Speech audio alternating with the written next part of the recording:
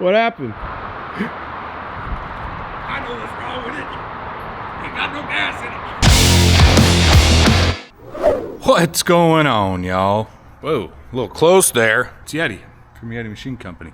I'm actually working with the Yeti cam today because Robert's not here, and I got to do some filming because I got to get some shit done. So I'm actually back working on Mr. Gallo's Sportster.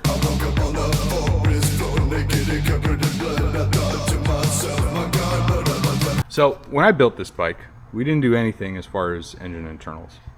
New gaskets on the rocker boxes and like external stuff, but nothing inside because the bike was running and we didn't have any issues. But on the output shaft side of the transmission, there's a countershaft bearing in there that had something had rubbed on it and actually put a little hole in it. And they had just kind of slapped some RTV sealant over it. And that's what I did because we were kind of on a time crunch. Unfortunately, it didn't work, and so it was causing a leak. So we are going to actually fix that correct. To fix this issue, I actually have to pull the transmission completely out of the bike. But another issue we're having is this vent hose right here. This is the vent for your transmission, which is right here. And it's been just squirting oil. So usually when that's the problem, we have an issue with the pinion seal in here. We're gonna be tearing the primary off, tearing the primary chain off, and getting to that crankshaft seal, not pinion seal, dumbass. And hopefully that is gonna be the only issue that we have, because depending on when this video gets released, this bike might be on the road with somebody else. Josh is selling it. So we wanna make sure that there's no issues for the new buyer. It's been puking oil on him a little bit, and I just rode with him not too long ago and it was puking real bad. So need to get this fixed. So that's what we're gonna do.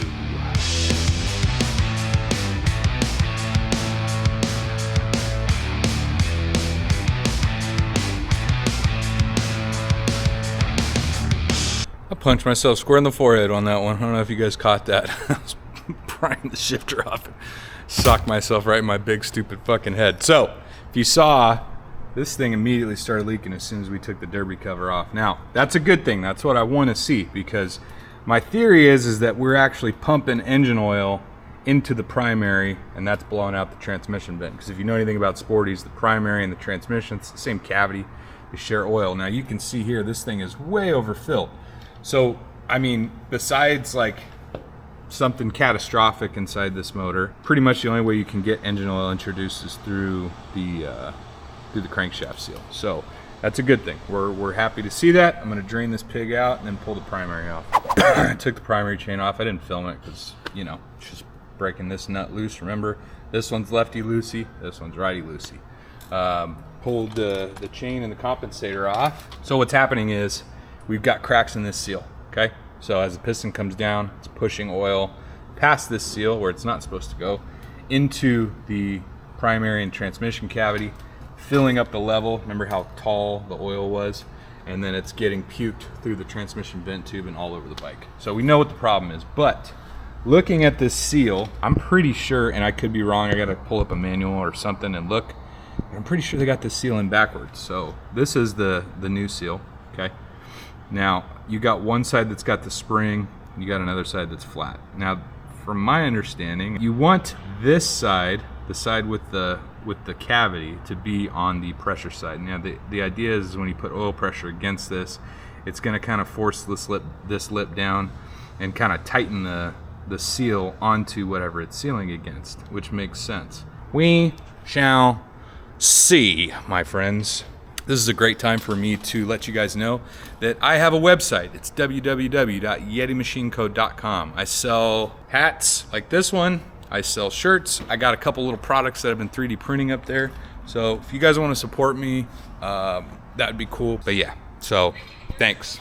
Next thing I'm gonna need to do is remove this whole pawl selector assembly, take off this little detent spring, and then basically it's just 1, 2, 3, 4, and 5 bolts, and transmission slides right out.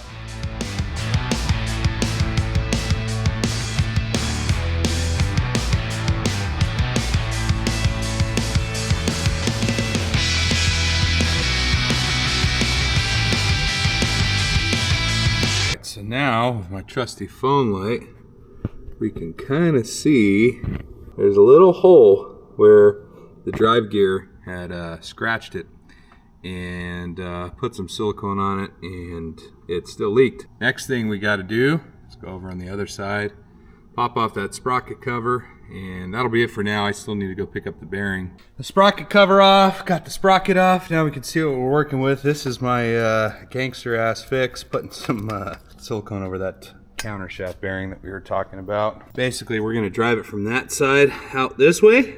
Not too bad of a job, but still sucks to have to go back and do stuff a second time. And yeah, so, you know, it's always good to make sure that you do things right the first time, even if you're under a time crunch. But it's the way she goes, baby.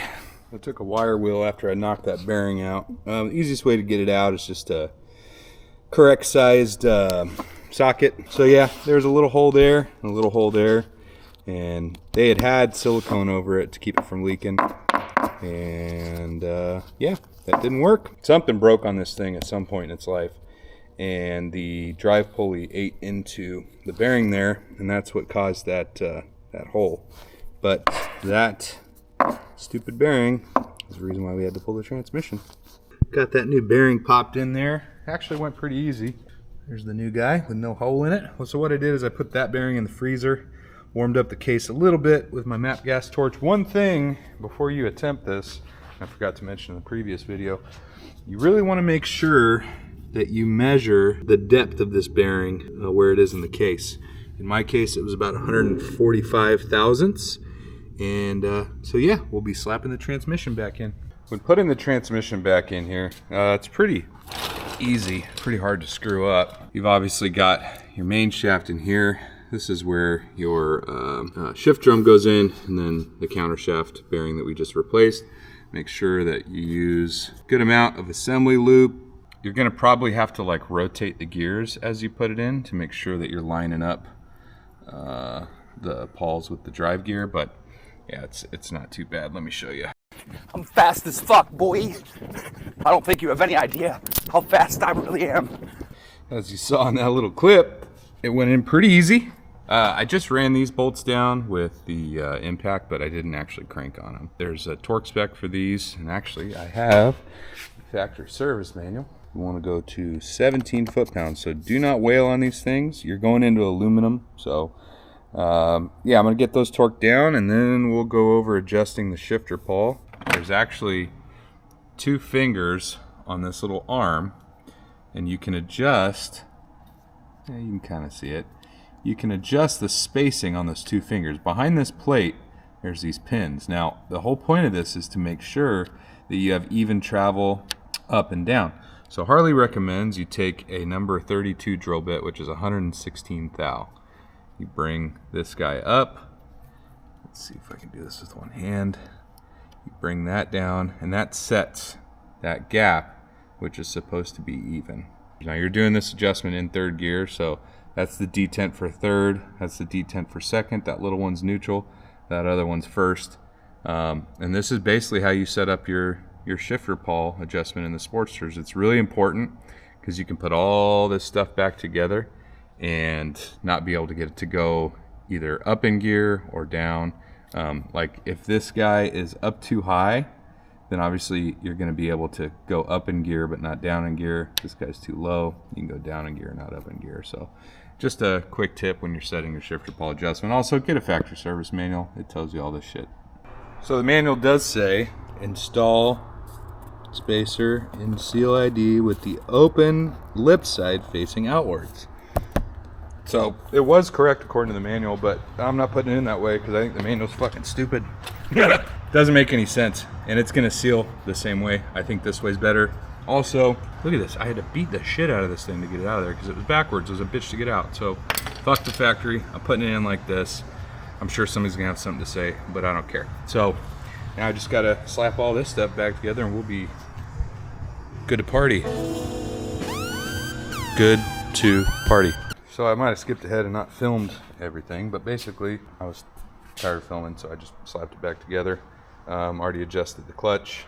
So the next problem that I had on this bike, and it's been sitting here for a little while, is I came in one day and all the oil, there was a bunch of oil all over the lift. And so what I found, if you can see, there's this little check ball that sits inside of your oil filter housing. If you have a problem with an Evo Sporter puking its oil after sitting for a while, I don't know if I can get a good footage of this, but see, there's a little line on that ball. And what that does is when it's not running, this ball is pushed up against the fitting for the oil filter housing, and it acts like a one-way valve. And then when the bike's running, the oil pressure overcomes the spring tension, allowing you to circulate oil through the motor.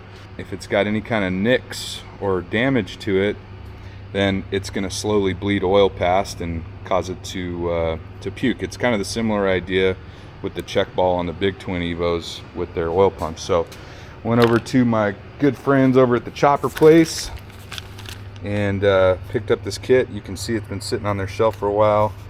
Corona Harley Davidson. I didn't even know there was a Harley Davidson in Corona, but apparently there was at one point. And so we got a new unit, so we're going to slap that in real quick. So that kit comes with a new fitting. It's already got some Loctite on it. They're actually the same thread on either side. And it comes with the new ball. As you can see, there's no marring, no scoring on this thing. It's plastic, but it's got like a rubberized coating, and then a new spring. So like I said, it's a really easy fix. This part was like 20 bucks from these guys. I'm sure you could probably find it on Amazon or some shit cheaper, but I like to shop local. So yeah, got a new fitting, new ball. It's a pretty simple installation. Let's see if I can do this with one hand. You go ahead and put the ball and the spring in there, and then slap your new fitting on there. And I'm gonna have to get a ratchet for that, but yeah, that's pretty much it. This is our little vent tube right here. It comes up over the trans. So what happens is because your oil, you know, is higher than the crankcase, eventually gravity, it feeds the oil down into the case to the point where it's actually filling up, you know, overfilling the crankcase, and then it'll puke out this tube. And that's what happened. I came in and I hadn't looked at this thing in a while. I was working on a different side of the shop, and there was oil all over the lift. So that's a easy fix. That's really besides like, you know, a leaking gasket or something like that, that's really the only place where you're gonna get oil coming out, is if that little check ball fails. As far as this thing goes, it's done. So I'll be getting it off the lift and taking her for a little test ride, make sure everything's running right, and then she will go right back to Josh. He is currently, I think, on the other side of the country on tour, so he'll be stoked to get this bike back. Later. What up?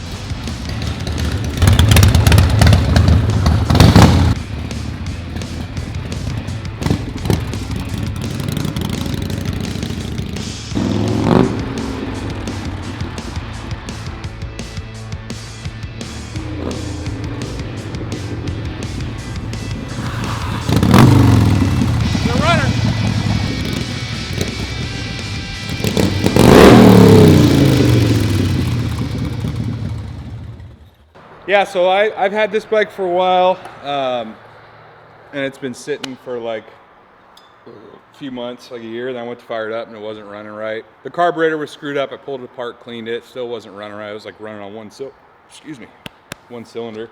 Checked the spark, and I was only getting spark on one side. So somebody at some point had put in a single fire, this big bastard of a coil on there with like a Crane high 4 ignition, and so I just swapped out for just a stock replacement coil and put new plug wires on it and played with the carb a little bit. Now she's a runner. I don't really know what I want to do with this bike.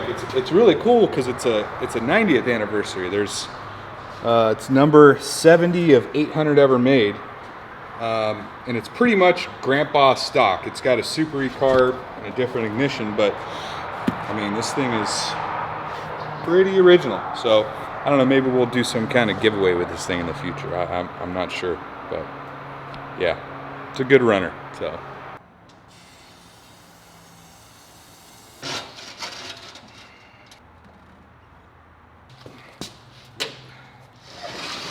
alrighty, well, it's off the lift. So now I get to go take it for its first test drive.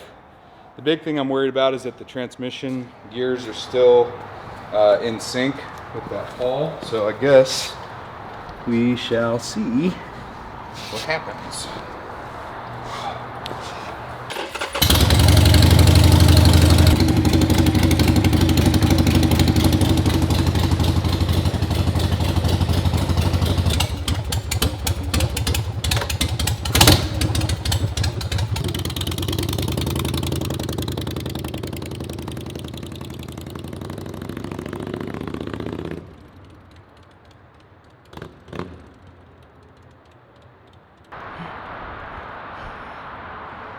What happened? I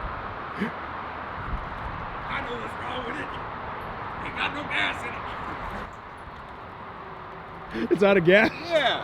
Motherfucker left me a bike with no gas in it. Fucking choppers, dude.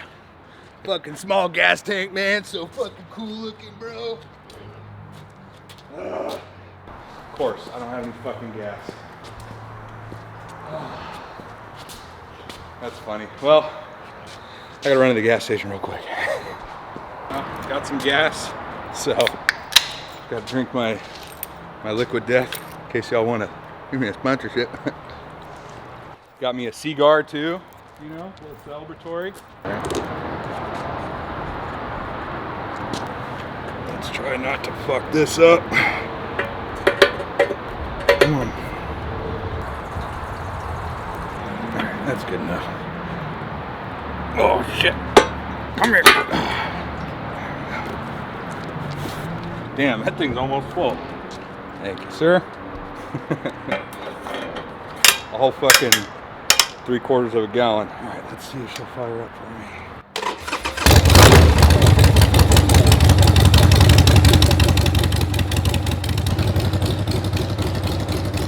Now we're good.